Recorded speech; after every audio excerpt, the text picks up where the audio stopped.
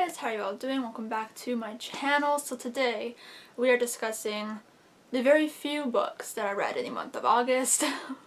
So I realized that we're like halfway through September, over halfway through September, and I'm just now sitting down and filming this and getting this video out to you guys, but let's just be real. I haven't felt like filming it. But here we are. I only read 4 books in the month of August. I vlogged some of August, so some of these you would have already seen me talk about if you watched those reading vlogs. But yeah, let's just get into it. The first book that I read was Heart of Iron by Ashley Poston. This is a young adult sci-fi novel that follows our main character, Anna, as she's trying to fix her best friend who is an android named D09. He's been glitching recently, so she goes on a quest to find all of the answers to fix D09, and they end up encountering a bunch of issues along the way that kind of change the course of everything. So I'm just going to say right off the bat, if you guys don't know, sci-fi is not my typical genre that I read. It's not my favorite genre. I like very few sci-fis, but the premise of this book gave me like Lunar Chronicles vibes. Like I felt like it would be that kind of like more low-key version of sci-fi that I tend to enjoy a bit more other sci-fis, but I didn't really like this book. Like honestly, I really wanted to love this. I love Ashley Poston's contemporary novels, and so I really wanted to love this as well, but it just didn't do it for me. I found that I had the same problem with this novel that I had with Zenith by Sasha Alsberg and Lindsay Cummings, where there were just so many different points of views that it kind of made everything a bit messy and kind of hard to follow, and I like just didn't care about all of the POVs. Just in general, I don't love when there's like a billion different points of views, because then I just, you know, I just don't care enough about all of them, and I want to spend more time with some characters rather than other characters, and I just felt that with this one as well. It just kind of, I don't know, it just didn't flow well for me. I also just had a very hard time connecting to these characters and to the story. I didn't find myself really caring about really anybody. I think I liked D09. I think, if I can remember correctly, I think I enjoyed their character, but besides that, I didn't really enjoy much. There was a lot of representation for LGBTQ in this novel, which Ashley Poston always does a really good job with, so obviously that was amazing.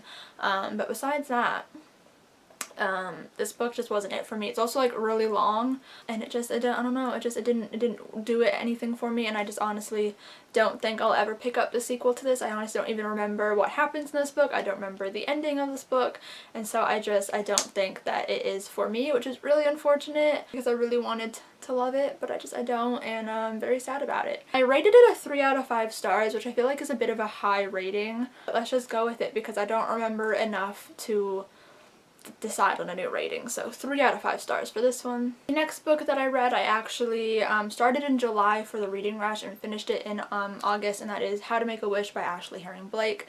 This is a young adult contemporary novel following our main character Grace, who's just coming back home for the summer, and she has a very troubling relationship with her mom. Her mom is a single mother, and she likes to kind of flip-flop between a bunch of guys, and as a result of that, they tend to move around a lot in their small town. We start this novel off where our main character Grace is finding out that her mom has a new boyfriend who just so happens to be the father of Grace's ex-boyfriend, and they are now living with them. So Grace has to live in the same house as her ex-boyfriend and deal with all of her problems with her mother, while also possibly falling in love with a new girl in town named Ava.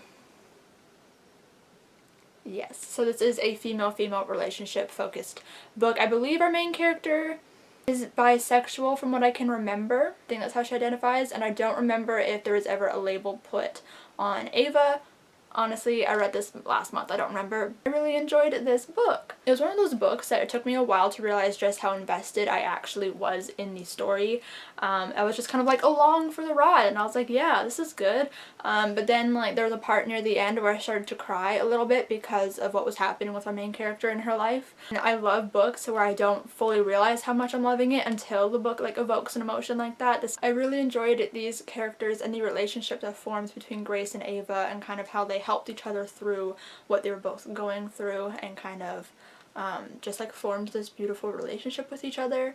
The relationship between Grace and her mom was really emotional and kind of hard to read about. I really felt for her in those moments with her mom, and just like wanted to help her and like fix everything for her. This was a definite like good read. I really enjoyed myself while reading it, and I would definitely consider rereading it in the future, which is always a good sign for me with books. If I want to reread them, that means I really liked them. But yeah, I definitely do recommend this book. It was one of those like hard-hitting contemporaries that I do tend to enjoy every now and again, and I rated this one a 4 out of 5 stars.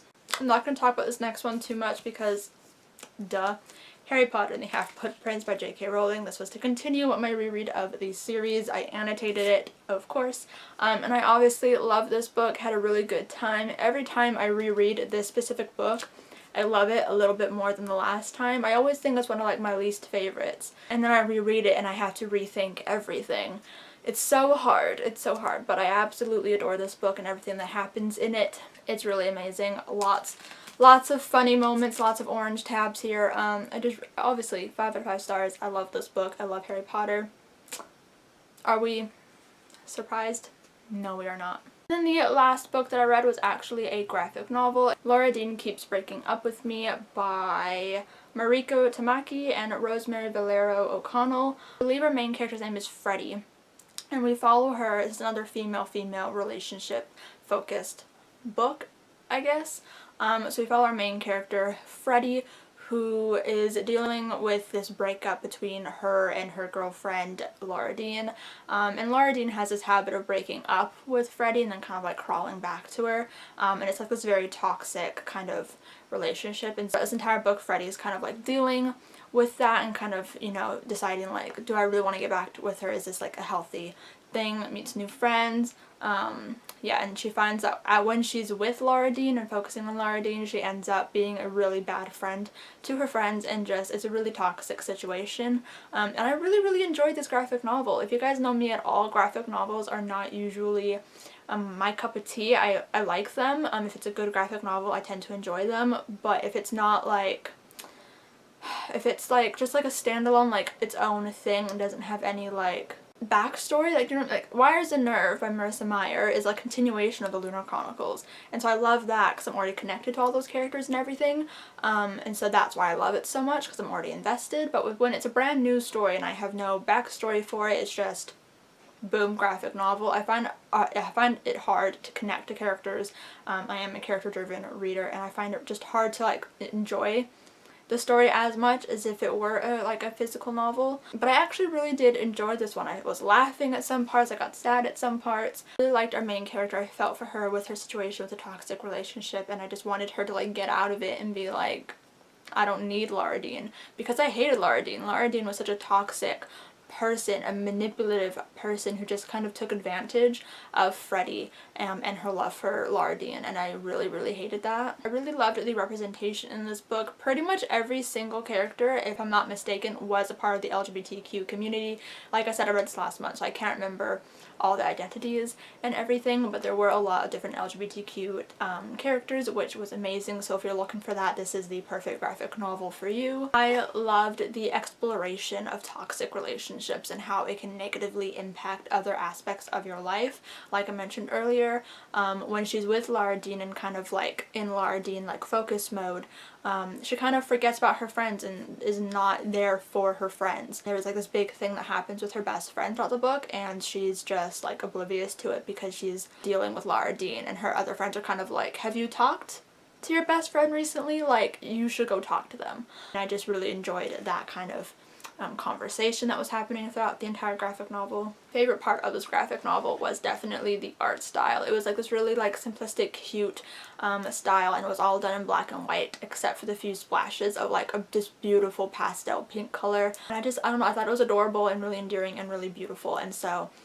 definitely art style was one of the big pluses of this graphic novel. Overall, it was just a super quick and like kind of fun, interesting, important read, and I really enjoyed myself while reading it. I read it like in half an hour, 45 minutes at the library, and I just really enjoyed it. I gave that also a 4 out of 5 stars. Those are all of the books that I read in the month of August. I hope you guys enjoyed this video.